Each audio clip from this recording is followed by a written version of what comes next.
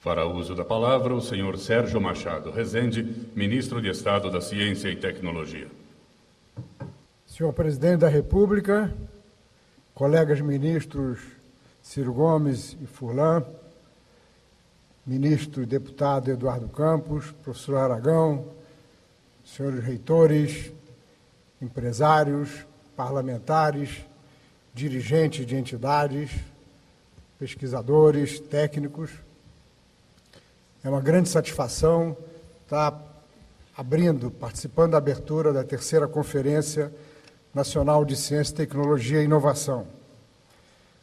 A primeira conferência, presidente, foi realizada em 1985 e tinha como objetivo central discutir os caminhos da pesquisa científica numa sociedade democrática. Os temas de ciência e tecnologia haviam crescido muito nos 20 anos anteriores,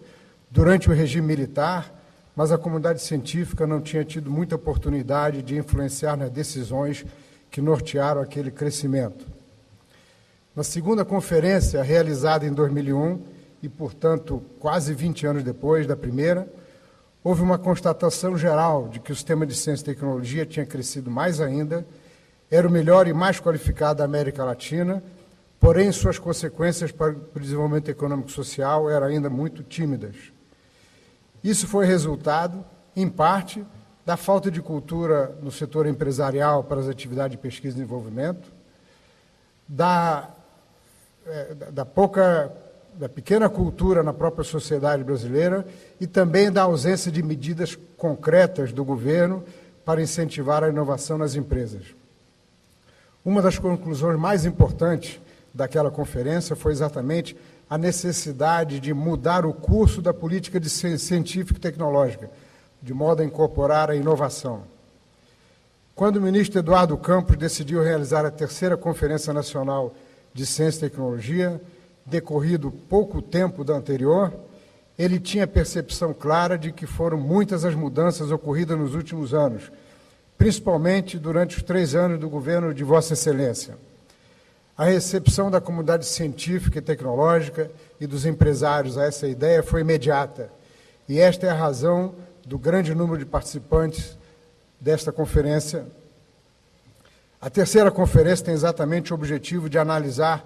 a atual política de ciência, tecnologia e inovação, seus objetivos, seus novos instrumentos, seus resultados iniciais, como também formular propostas e estratégias de ação para promover o desenvolvimento sustentável do Brasil. Desenvolvimento pressupõe a capacidade de gerar riqueza e uma economia globalizada, que tenha o conhecimento científico e tecnológico como valor agregado, a diferenciar produtos, processos e serviços, e a inovação como novo paradigma da competitividade. Desenvolvimento pressupõe a capacidade de distribuir conhecimento e riqueza por meio de um processo permanente de inclusão social, em que educação, saúde, habitação, emprego e renda estejam ao alcance de todos os cidadãos. Desenvolvimento pressupõe a capacidade de perseguir objetivos estratégicos de interesse nacional,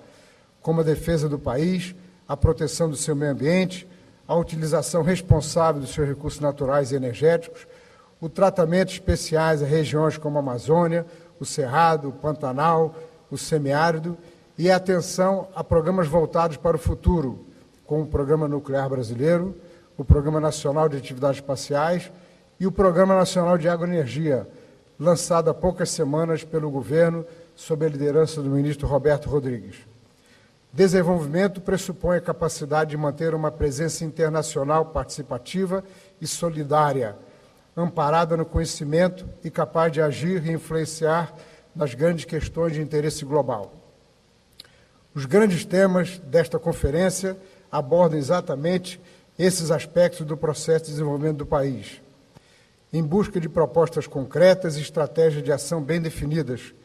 construídas sob diagnósticos detalhados. Para debatê-los aqui, estarão reunidos por 3 dias mais de 2.000 representantes da academia, do empresariado, de organizações não governamentais, do Poder Legislativo, do Poder Judiciário e dos governos federal e estadual, em particular dos ministérios com quem o Ministério da Ciência e Tecnologia tem tido uma grande interação nesse processo, como o Ministério da Educação, o Ministério da Integração Nacional, o Ministério da Agricultura, o Ministério de Minas e Energias, o Ministério da Defesa, o Ministério do Meio Ambiente, para citar apenas alguns. O Brasil tem plenas condições de levar a termo esta tarefa, dado o notável exemplo de dinamismo científico que vem apresentando há meio século. Além do importante progresso acadêmico, que nos permite contar com especialistas nas mais diversas áreas, houve avanços na percepção pelo setor empresarial da importância da pesquisa e da inovação para que ele se torne mais competitivo. O recente Congresso Brasileiro da Inovação na Indústria, realizada pela Confederação Nacional da Indústria, a primeira do gênero, é uma demonstração deste avanço. São bem conhecidos os exemplos de sucesso de inovação em empresas brasileiras, como a Petrobras, a Embrapa e a Embraer, realizada em colaboração com universidades, centros de pesquisas e institutos. Naturalmente, muitas outras empresas de diversos portes, nos últimos anos, despertaram também para a questão da inovação e estão se incorporando nesse processo. No entanto, há muito ainda que fazer para que o Brasil realize seu imenso potencial nesse campo. O governo entende e aceita esse desafio, e a ele tem procurado dar respostas concretas. A atual política de ciência, tecnologia e inovação está conectada às demandas da sociedade. Por essa razão, o MCT adotou a nova política industrial, tecnológica e de comércio exterior, liderada pelo Ministério do Desenvolvimento, Indústria e Comércio Exterior, a inclusão social e um conjunto de objetivos estratégicos de interesse nacional como seus eixos verticais de atuação. Eles recebem sustentação por parte das ações de consolidação e expansão do Sistema Nacional de Ciência, Tecnologia e Inovação, escolhido como eixo horizontal, transversal, necessário a todos os demais. Esta ação, em particular, é realizada em estreita parceria com o Ministério da Educação. Essa é a construção política que abarca de modo natural os grandes temas dessa conferência. Inovadora, esta estratégia progride em um momento de transição da política brasileira de ciência, tecnologia e inovação.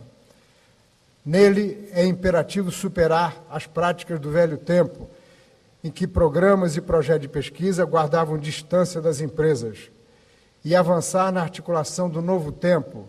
balizado pelo trabalho integrado de cientistas, pesquisadores e empresários, em torno da pesquisa e do desenvolvimento de novos produtos e processos capazes de aumentar a produtividade das empresas e promover a melhoria das condições de vida da maioria da população. Do velho tempo restaram desequilíbrios, como o fato das empresas privadas empregarem hoje menos de 10% dos pesquisadores brasileiros. O novo tempo que se ergue está sendo construído por iniciativas como esta Conferência Nacional e por decisões do governo federal, apoiada pelo Congresso Nacional, em parceria com governos estaduais, com governos municipais e com o setor empresarial, para citar alguns atores importantes. Do trabalho comum, resultaram marcos legais que agora norteiam o sistema de ciência, tecnologia e inovação no Brasil, a exemplo da Lei da Inovação, da Lei de Biossegurança e da Lei do Fundo Nacional de Desenvolvimento Científico e Tecnológico, que está em discussão no Senado, depois de ter passado pela Câmara,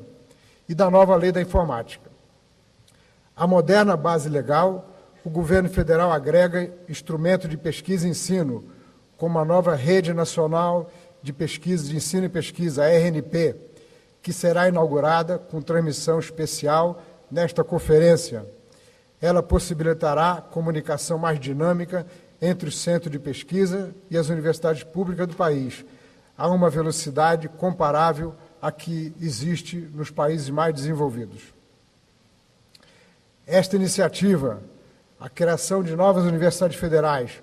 o aumento substancial de recursos financeiros para a ciência, a tecnologia e a inovação nacionais, a criação de novos instrumentos e formatos de financiamento, são algumas das demonstrações mais visíveis do empenho do governo do presidente Luiz Inácio Lula da Silva em consolidar o novo tempo